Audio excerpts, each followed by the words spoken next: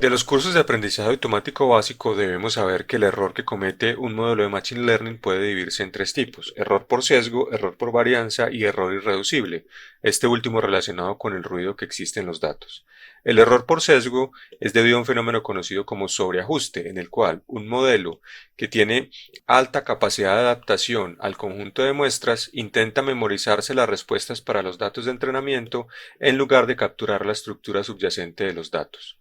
El error por sobreajuste se puede presentar tanto en problemas de regresión como en problemas de clasificación. En la gráfica podemos observar un problema de regresión en el cual tenemos tres escenarios. El modelo o el sistema a partir del cual provienen los datos está representado por la línea naranja, y esta sería la que nosotros quisiéramos reconstruir a partir de un modelo de aprendizaje automático. Como vemos, un polinomio de grado 4 es capaz de capturar bastante bien esa dinámica que existen en los datos. Sin embargo, un polinomio de grado 1, que solamente podría obtener una línea recta, una función lineal, no es capaz de capturar la dinámica. En este caso, decimos que el modelo está subajustado y por lo tanto el error que comete el sistema en este caso es un error por varianza.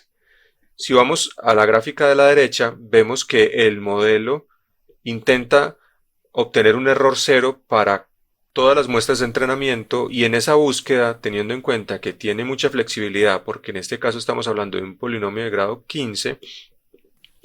entonces nos entrega una respuesta que, si bien nos da cero en el error de entrenamiento para varias muestras, su capacidad de generalización es muy pobre, debido a que, por ejemplo, en esta región, en lugar de entregarnos un resultado que esté alrededor del conjunto de datos de entrenamiento, nos va a dar una respuesta que está muy alejada. Por lo tanto, el error que va a cometer el sistema en conjuntos de muestras nuevas que no fueron incluidas en el entrenamiento va a ser muy alto. Si observamos un problema de clasificación, el concepto es similar. En este caso, entonces, lo que tenemos es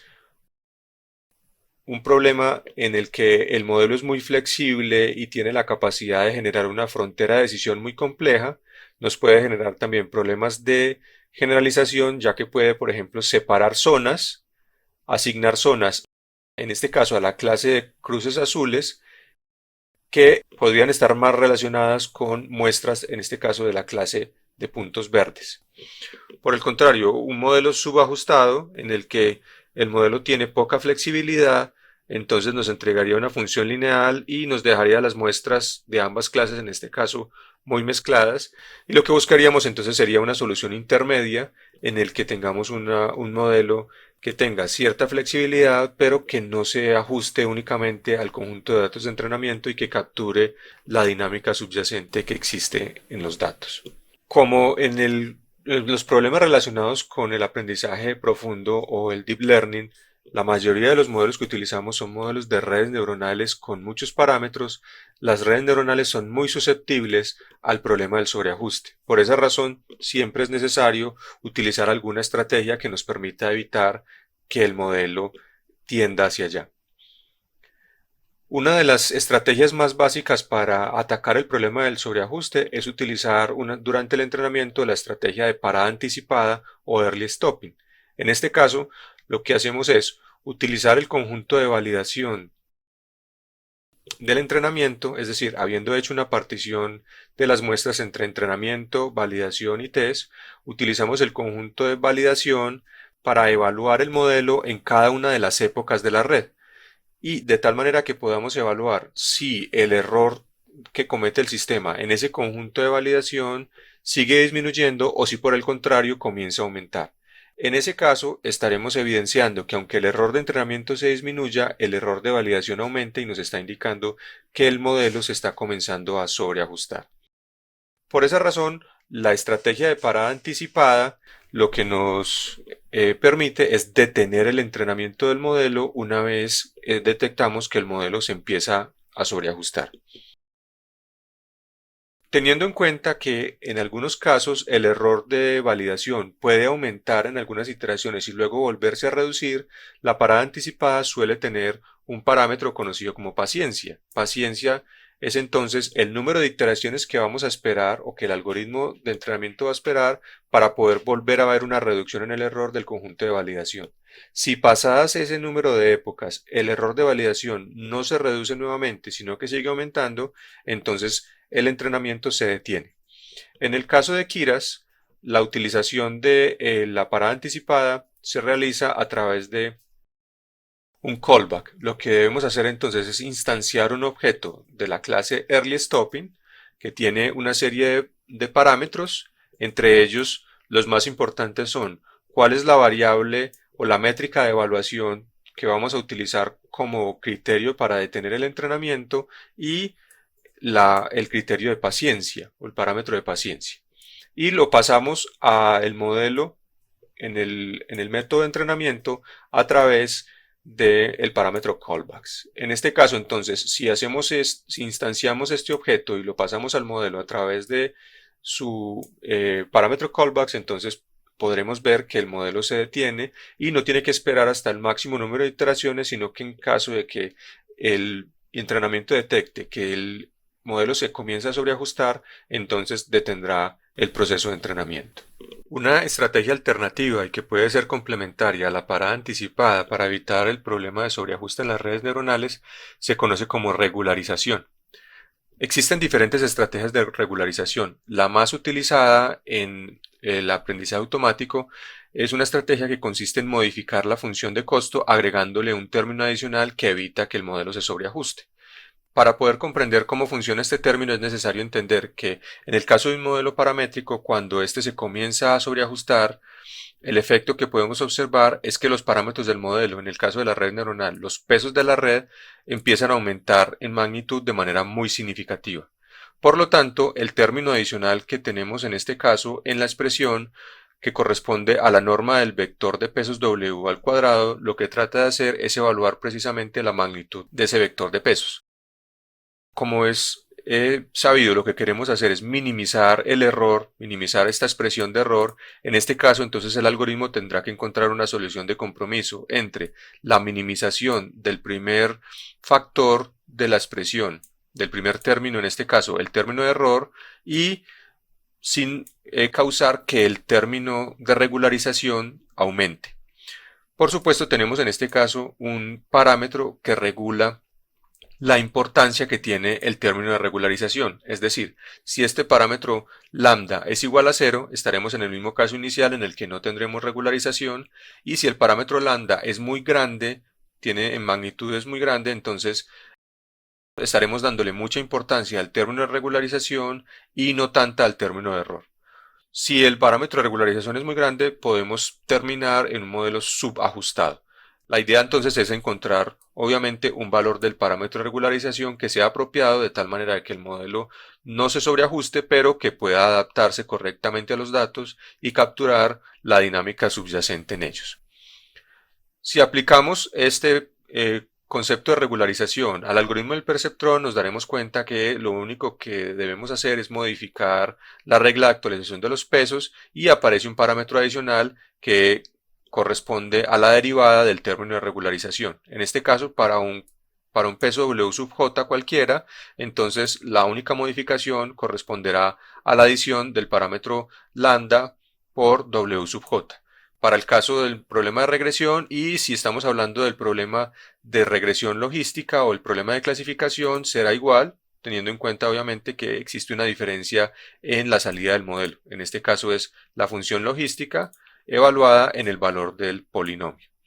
Veamos cuál es el efecto que tiene entonces el parámetro de regularización en el modelo. Aquí tenemos un problema de clasificación de dos clases, es un toy problem. Las cruces rojas están representando muestras de una clase y los puntos azules muestras de otra. Si hacemos entonces el entrenamiento del algoritmo, podemos ver que para un polinomio de grado 6, por ejemplo, esta es la respuesta que obtenemos, ¿cierto? Que tiene cierto nivel de complejidad. Si adicionamos entonces un término de regularización y le adicionamos un parámetro, podemos ver entonces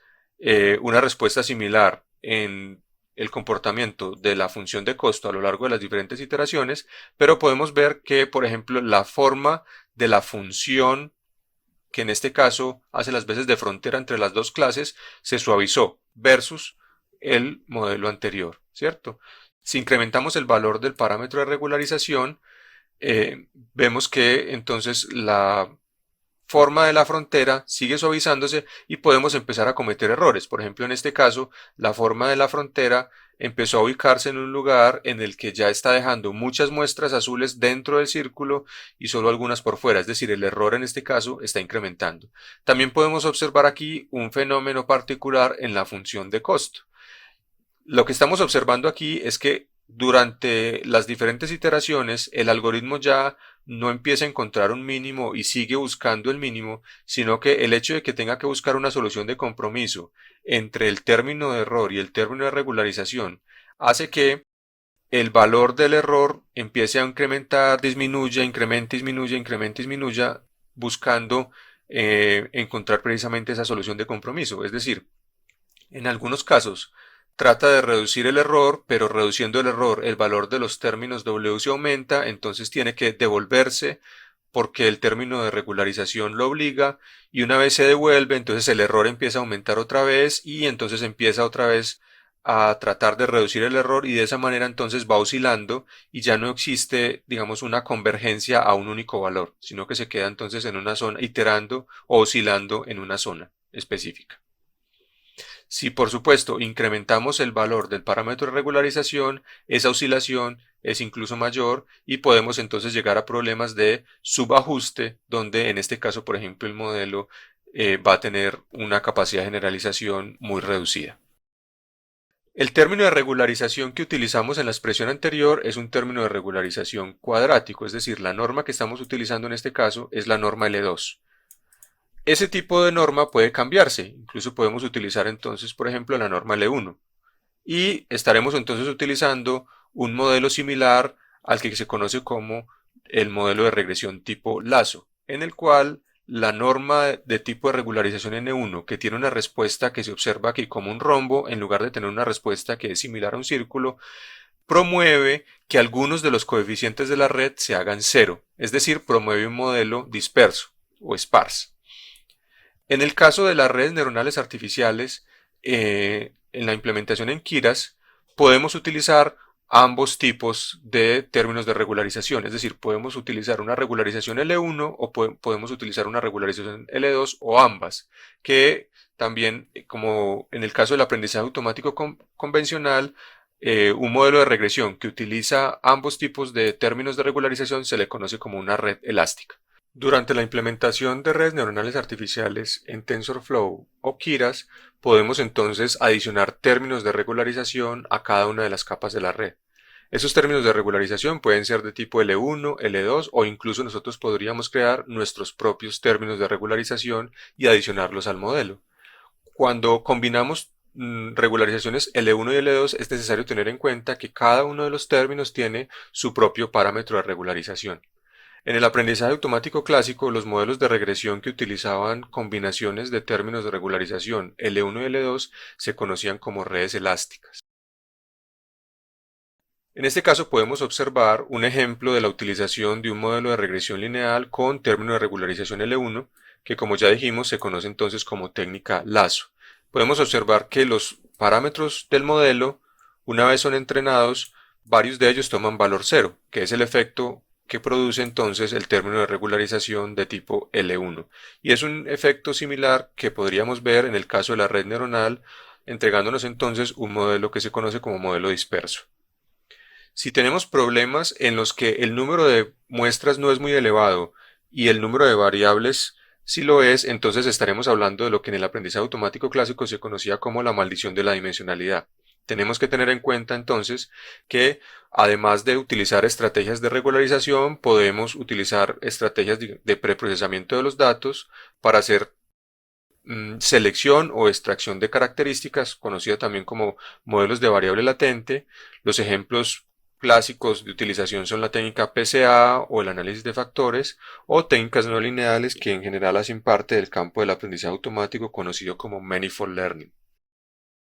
Adicionalmente, en casos en los que tengamos un número de muestras no muy elevado, también veremos que una de las estrategias más utilizadas es el transfer learning en casos en los que podamos tener redes preentrenadas en contextos similares al problema que nosotros queremos resolver.